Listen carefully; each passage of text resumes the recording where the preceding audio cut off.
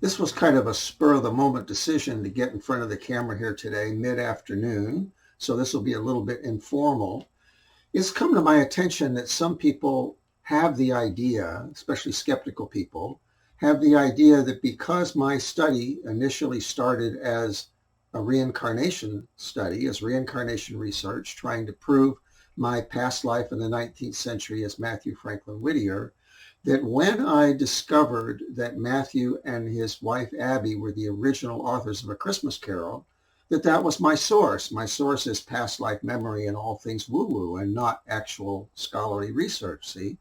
So it so happens that most of these discoveries I made, I kept a date of when I made the discoveries purposely so, people could go back and check and see when I found that discovery versus when I knew anything by past life memory or intuition or whatever.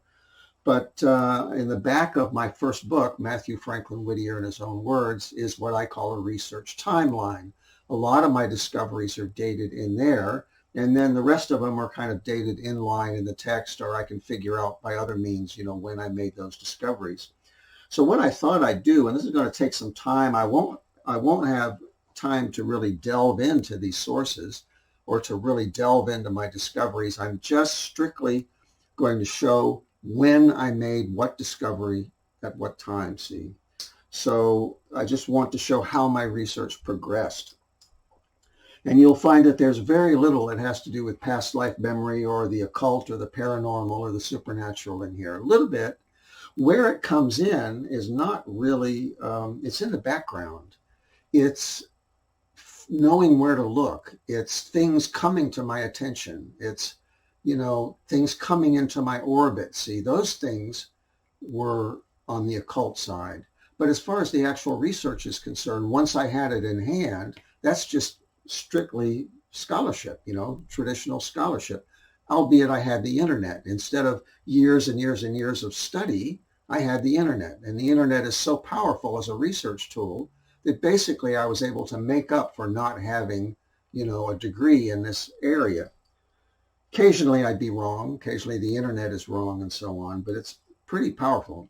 So the first thing is in fact paranormal, and that is that I found Mathew Franklin Whittier in mid-2005. In 2006, I was keeping a blog, had been for several years. I call them updates at that point because they started as updates to my documentary project in Another Life Reincarnation in America, which I started in 1997.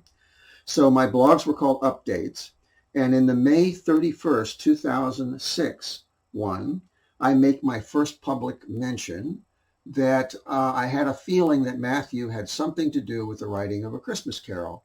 And I just wanted to date it. I wanted to put it out there and date it. Now, this particular blog entry, you can find it online in the Wayback Machine on archive.org. It was archived. So this is something that, so far as I know, I couldn't go in and edit. So it's a public record, a fixed public record that I did in fact say this at this time. So here's what I said. It just came to me and I just threw it in, kind of out of context. Here's something that might be useful as evidence. I have a strong feeling that I had some impact or influence on Charles Dickens' writing of A Christmas Carol as Mathew Whittier, but I have seen absolutely no evidence in that regard. I know that his brother, John Greenleaf Whittier, attended a reading in America by Dickens, that was 67, and that is the closest I can put them. So if it ever comes out that Whittier corresponded with Dickens while Dickens was in the process of writing that work, there will be a public record of my having had that intuition. Okay, there's our occult business. Now, I published the first edition of Mathew Franklin Whittier in his own words in 2012. And this is not going to be comprehensive, but I'm going to hit some points. These points were in that first edition. So these are things I had already found as of 2012. First off, I knew that Mathew had praised the Martin Chuzzlewit series by Dickens to his brother in correspondence. I knew by that time that Mathew had written a letter to Charles Dickens when Dickens was in Boston, and then Dickens apparently just had like form letters sent out by his secretary to acknowledge that letter after he'd left Boston. I knew that Dickens was skeptical of spiritualism, and of course I immediately recognized that A Christmas Carol contains real metaphysics. When I say real metaphysics, you don't have to believe in metaphysics to acknowledge this. All you have to acknowledge is that there are people who have studied metaphysics and the occult and the paranormal for many years, many centuries, and they have come to certain conclusions about what's real in the non-physical universe. And those things are in A Christmas Carol, which means that whoever wrote A Christmas Carol was well versed in what they call the mysteries in the occult sciences. Again, whether you believe in those things or not is irrelevant. The point is it matches up point for point between what occultists believe in and what's in A Christmas Carol. And those things are not in Dickens' other Christmas efforts. And again, I knew that Dickens' depiction of those things in his other works are fanciful, but in A Christmas Carol, they're authentic.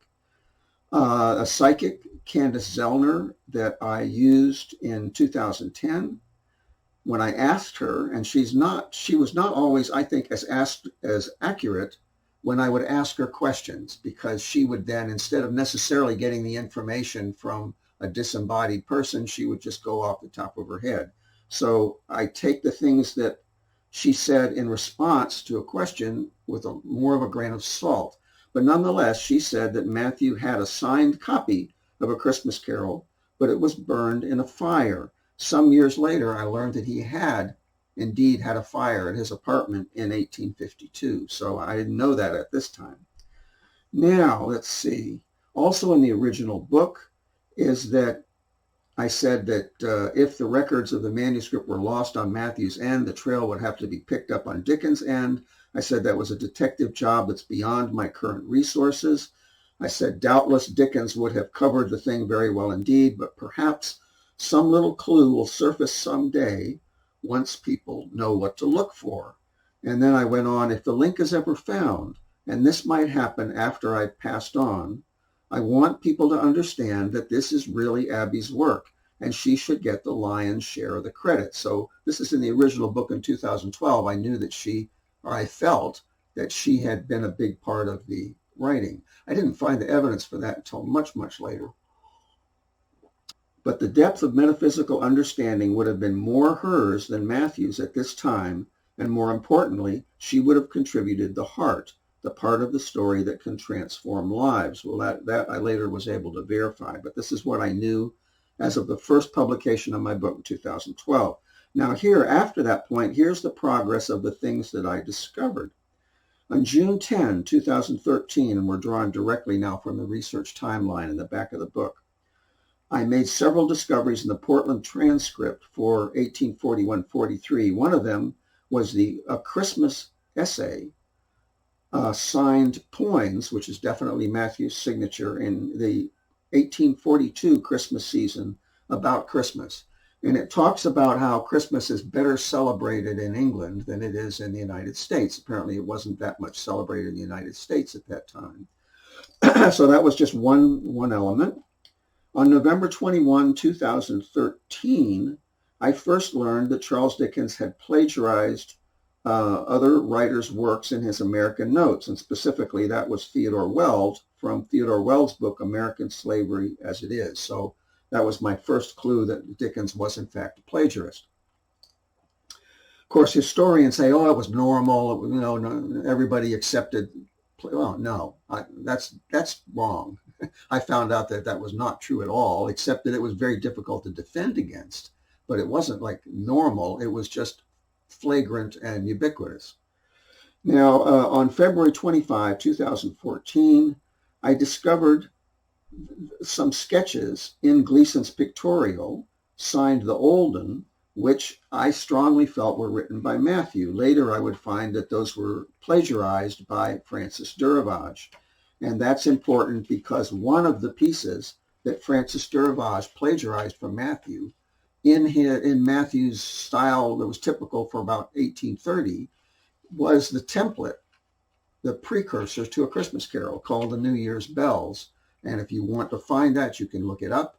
It's in a book called The Three Brides, Love in a Cottage, and Other Tales. supposedly by Francis Durivage. It's the next to last story in the book. And if you read that all the way through, you will find that that is manifestly a template for a Christmas Carol. It's what Matthew and Abby used when they first started working on A Christmas Carol in probably fall of 1838. I don't know why my voice is giving me so much trouble. March 9, 2014, I found more of these sketches signed to Olden and so on. Now, on Christmas of December 25, 2015, I completed an analysis of the text of A Christmas Carol, looking for clues to Matthew and Abby's authorship. This was the first time I went through it, but I didn't read it in its entirety. I didn't read the whole thing. I just kind of spot checked through it. On January 3, 2016, discovered unsigned book review in the January 20, 1849 edition of the Boston Weekly Museum. It's a review of Charles Dickens' The Haunted Man or the Ghost's Bargain. That's one of Dickens' subsequent Christmas tales. And Matthew himself complains about the fact that Dickens should leave the metaphysical to other people that know more about it, you know. It's it's not a very favorable review, but since Matthew had long been a fan of Dickens, he didn't trash it. He just said, well, considering he probably only spent a couple days on it, it's not bad. It has a moral that's worthwhile. But when it comes to the metaphysical, he should leave those things to people like Bow or Lytton who know what they're talking about. January 11, 2016, I discovered that a British reviewer, Thomas Powell, had charged Dickens with having plagiarized David Copperfield. He took it from A Career of Puffer Hopkins by Cornelius Matthews, an American author who turns out that Matthew had actually worked for. And he gave two comparisons, a comparison from each book side by side. And you can see that Dickens stole his ideas from Cornelius Matthews. And I also learned that subsequently Dickens absolutely attacked Powell mercilessly, destroyed his reputation as a result, called him a forger, you know, and a thief and so on. Well, Thomas Powell was a critic. There was nothing for him to forge, you know. So the whole charge was spurious, in my opinion. Scholars have decided that it was true, but it was just, you know, it was just an attack. January 16, 2016, I discovered two of Abby's stories, published posthumously by Matthew in the Boston Weekly Museum. That's important because later on I would find several more, and they also have quite a few clues in terms of style and also content of Abby's contribution to A Christmas Carol. So January 16, 2016 is when I first became aware of these stories of Abby's, and I found more and so on. I give the dates of when I found different ones. Went on for quite some time finding them. April 5, 2016, I discovered another of Abby's stories. It's unsigned. It's in the Carpet Bag, the January 1, 1853 edition. Apparently it didn't quite make it into the Christmas edition for 1852. It's called A Story of Christmas. It's clearly Abby, so that's another Christmas story by her. August 15, 2017, I found a story written by Matthew for the New York Constellation in the November 6, 1830 edition, in which he kind of prefigures a scene in A Christmas Carol. You know, A Christmas Carol where Scrooge doesn't believe in Marley's ghost because he's just a bit of undigested beef. Well, Matthew used that same idea in this 1830 essay. I don't have it in front of me. I can put it up on the screen for comparison. In March 2019, I found the New Year's Bells. That's the template, the story that's a precursor to A Christmas Carol. On April 4, 2019, says I had the thought to see whether Matthew had publicly commented on Charles Dickens' second visit. And in fact, I found a review of one of Dickens' readings in New York City that's full of clues about Matthew and Abby having been the original authors. That was written toward the end of 1867 and published in the Portland Transcript of, I believe it was January 4, 1868. Now, some of these things that happened after 2019, I don't have specific dates for, but after that time, I realized that Matthew was personal friends with Oliver Wendell Holmes, definitely going back to about 1838, I would say, and quite likely going back as early as 1830. That means that Matthew was personal friends with Oliver Wendell Holmes Sr. at the time that Charles Dickens came to Boston. Then I discovered, looking into it a little further, that Oliver Wendell Holmes was central to the effort to bring Charles Dickens to Boston and arrange for a welcome dinner for him. So if Matthew, being an author, was personal friends and had been a fan of Dickens, he definitely would have been at the dinner, the welcome dinner, which had 150 American authors. And he would definitely have been given a personal introduction to Charles Dickens, no question. I mean, I think we can safely assume that based on these facts. If Matthew was Oliver Wendell Holmes' personal friend and Matthew was a longtime fan of Charles Dickens, that he would have gotten a personal introduction. So we know that Matthew had a personal introduction to Dickens, and we know that Matthew wrote Dickens a letter, okay, which Dickens acknowledged after he left Boston. So we're getting pretty close. Now, on December 24th and 25th of 2019, I went back to A Christmas Carol. Now, I don't like to read any of the things that people have plagiarized from Matthew and adulterated. I find it extremely uncomfortable to read things that somebody has monkeyed with, and A Christmas Carol fits in that category. So I had resisted going back and reading the whole thing and scrutinizing it line for line. Well, I did that on Christmas Eve and Christmas Day 2019. And that's when I started finding evidence. So I'm not going to go into what all that evidence is, but I found a couple smoking guns.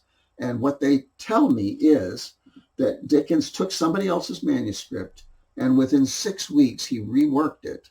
And specifically what he did was to stretch it out and secularize it, because it was a deeply spiritual work. It was a work of spiritual redemption. And Abby, who was the author of the paranormal or supernatural elements, had in mind to make all of that authentic, because she was a believer and a practitioner and had studied it for many, many years since she was a little girl, and she knew her stuff. And so there's all kinds of authentic occultism in A Christmas Carol that came from Abby, and that I can prove that Dickens secularized her work. So all of that came from that particular reading. Also, after 2019, I found John Bowen's article in which it's called Madness in the Dickens Marriage, a New Source. That's one of his articles. He has like a scholarly one and a popular one. But he found correspondence between two friends of Dickens' wife, Catherine Dickens. This is Dutton Cook and William Moy Thomas. I believe they're both reporters. And they had some correspondence which had been preserved. And in that correspondence, one of them says that Catherine Dickens told him that Dickens had tried to have her put away in an insane asylum. And we know the context, that he was having an affair with the young actress Ellen Ternan. So it's pretty much a no-brainer that he tried to have his wife Catherine put in an insane asylum so he would be free and clear to have his affair without interference. And this is really cruel. She was faithful. She bore him like 10 children or something, and it was not a matter of incompatibility. She'd gotten old and in his eyes unsightly, and he wanted a younger replacement. It's that simple. So this was not a nice guy. And then I found that he had become obsessed toward the end of his life with performing publicly and privately the murder scene from Oliver Twist, where Bill Sikes murders his girlfriend Nancy. And he got off on it. I mean, he was obviously getting off on it and practicing it at home as well as in readings, see? So that shows that he was a sensationalist. That proves that he was a sensationalist, because he did not sit down with A Christmas Carol and read the passages about the spirits or the passages about philanthropy to elevate himself. That wasn't him. See, he hadn't written that stuff. He liked the murder scene. That means that he was a sensationalist who would steal other people's ideas, the ideas of people who were more sincerely philanthropic or more sincerely spiritual, and then he would dumb them down and sensationalize them for the masses, and that's how he got popular. That's how he got famous, and that's why he's considered a great author, because he was famous. But he was famous for writing, you know, stuff that appealed to the masses, shall we say. So I looked into that a little more, and I found that there's questions about quite a number of things that he published as to what the origin of it was. But two of them in particular, the Pickwick Papers, was not really his idea, apparently. That was the idea of the illustrator, Robert Seymour, who had already created the illustrations, and all Dickens did was to flesh them out and join one to another in prose, see? And when Robert Seymour tried to come out and expose that and get some credit for what he'd done, Dickens denied it. It's a long story and not a very pleasant one. Then with Oliver Twist, the same thing happened with George Cruikshank, because Cruikshank had done the illustrations for Oliver Twist. Dickens came in and tied them together and fleshed it out with words, but those weren't his ideas either. See? So that's just some of the things I discovered. There's a lot more. I just took half hour, 45 minutes to pull out the ones that I could date and the ones that I could think of. There's hardly anything paranormal in there in terms of my sources. It's just, again, I got an inkling of it by a past life memory flash. I had some confirmation from a psychic medium. And from there on, it was a matter of, I collaborate with Abby in the spirit realm. And that people in the spirit realm can give signs.